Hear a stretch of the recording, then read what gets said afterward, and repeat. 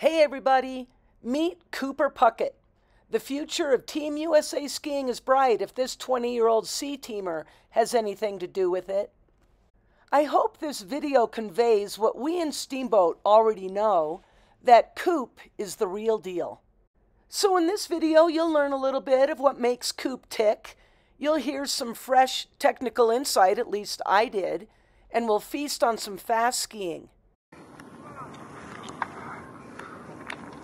How does it feel to be back at your home hill, Coop? Oh, it's the best. Feels good to come home always, huh? Best thing ever, yeah. Best ski area in America. It is. Hallison Hill, Cooper Puckett's home area. That's the Steamboat ski area over there.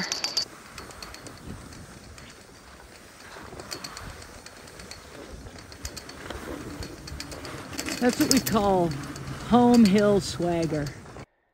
Coop has been one of those rare athletes who's found success from the get-go. U10, U12, U14, U16. And clearly Coop was enjoying the taste of that sweet success. But if there's anybody who's earned it and didn't just rest on past results, that's Coop. And that's some of what this video's about. One other real quick point, there will be a follow-up video to this one with Coop. He covered such amazing content about his equipment setup and more technical content. So that'll come later. So part of your routine. Yeah. Tell me about your routine. It's pretty loose. I just like do these two stretches. Warm up my hamstring, and then some core. Pelvic floor, as my mom would say. Yeah, Miss Wendy Puckett, Yeah. Pilates extraordinaire. Yeah. So with Wendy and all that core stuff from a young age, did you guys get into that? Yeah, for sure. I mean, we grew up in there. But I think there's a lot to be said for what she talked about with like using your pelvic floor to sort of engage like your fascia, and that makes you more athletic and more reactive. How do you engage fascia? It's kind of like what she used to say is the cold water cue, like when you walk into cold water and you lift your junk up and then you like pull it up into your taint, and yeah, all of that unlocks a lot of like deep core muscles. So you had those conversations with your mom? Yeah, for sure, nonstop. Yeah. I mean, you can do any core workout really, but it makes it much harder if you're doing it with your pelvic floor. And so, I mean, she's hammered that into us, so I kind of feel like I just do it automatically, but it becomes much harder. And so. Do you feel your knowledge of all of that is an advantage for you? Oh, definitely. The Cooper Puckett secret. Exactly. So it'll be between us, Coop. That's how you prevent back issues, and yeah, it's just much safer for your whole body. Let's do it.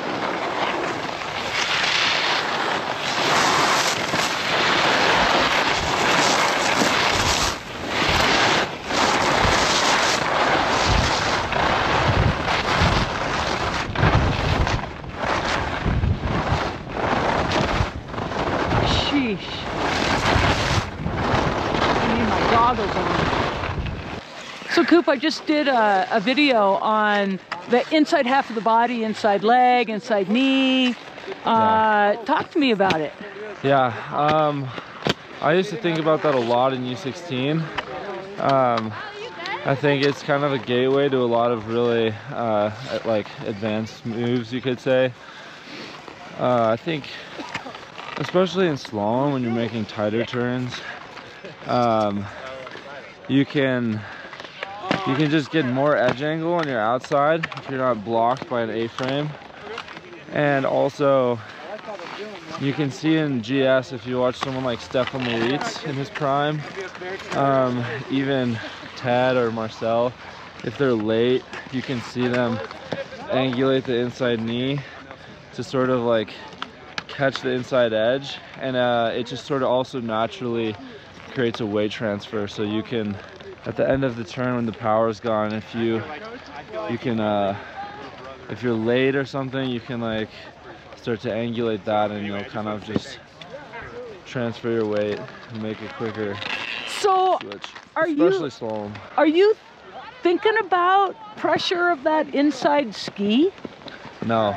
Okay. I mean, for me in slalom, I think it's different for everybody, but for me, I'm just trying to put all my weight on my outside ski, just like balancing my whole center of mass on it, and just pounding it, because sometimes in slalom, especially if you're two-footed too much, you can like boot out, or just weird things can happen. Like if you have too much weight on your inside ski, your inside edge can catch, which has happened to me in GS, and you go sideways.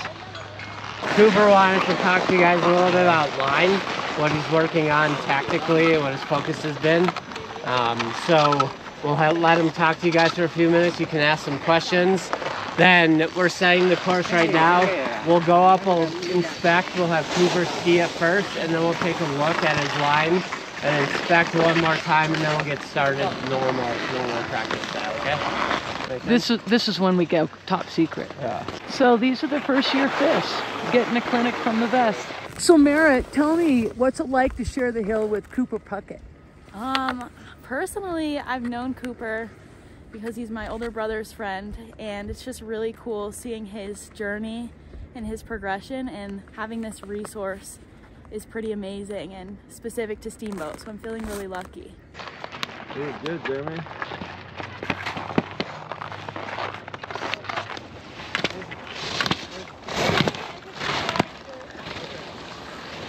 I think one thing I figured out when I started to think about the inside knee and everything too is like the importance of the square hips, and especially in GS, really moving them through the turn while keeping your upper body sort of on its own plane. I love hearing that, and I love seeing what you just thought.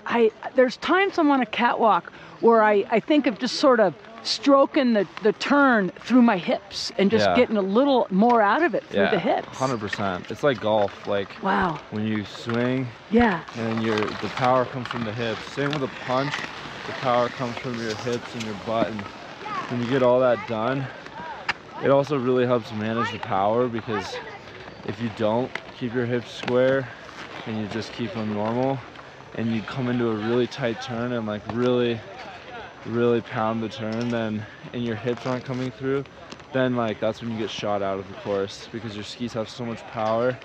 But if you stay over it and your hips move with it, then you can't really, you can just stay in a tall, powerful position. That's golden stuff. Edges side to side, looking good, folks. That's nice snow coming out the back of these skis. That is not bad.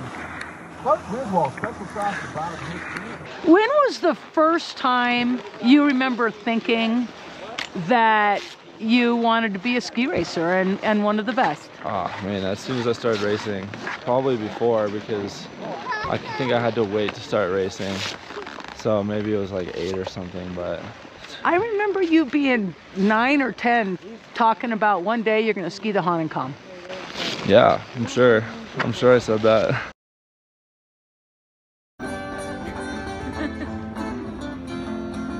So Cole, clearly Coop loves the sport. I was talking to him earlier about being a student of the sport. Mm-hmm. So tell me about that with Coop. He's a student in every sense of the word. He's been watching the World Cup intently, every race, every run, as long as I can remember. Wow. And if we're comparing my career to his, that's something I never really had. I love skiing, I love to do it, I love the social aspect, but I wasn't putting in those extra study hours outside of off the hill. Huh. And it just is one of those things I have a ton of respect for him for, because he loves it, but at the same time he really puts in the work to figure out what's going on, the physics of everything. He messes with different techniques, he figures out what's fastest, and I think he's really onto something, and I think he is going to change the sport. Another difference, my dad coached both of us growing up. I always took his coaching a little bit personally. I had kind of a hard time with it. He took it like an athlete on a very impersonal level.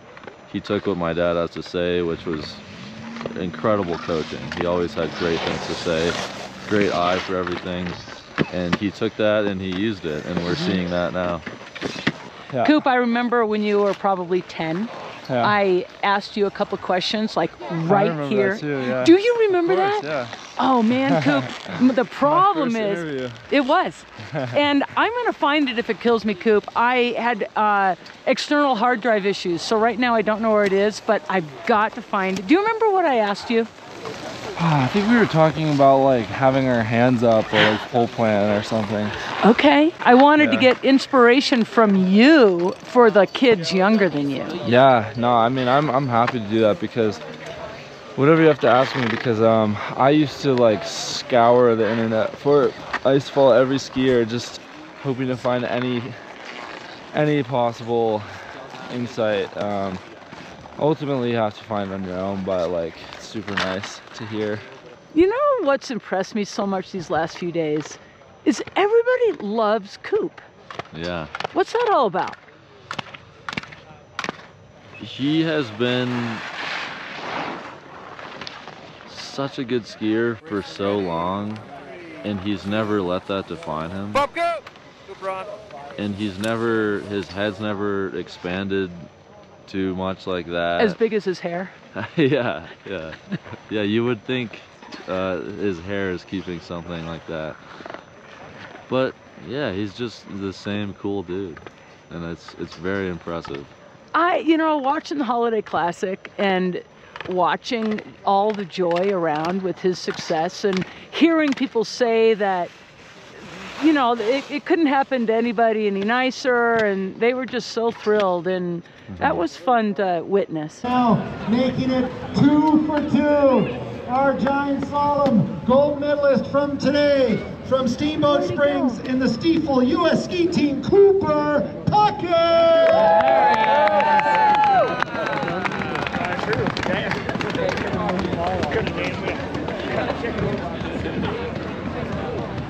I'm following you, Dad. $2,000 for our champion today in the giant slalom.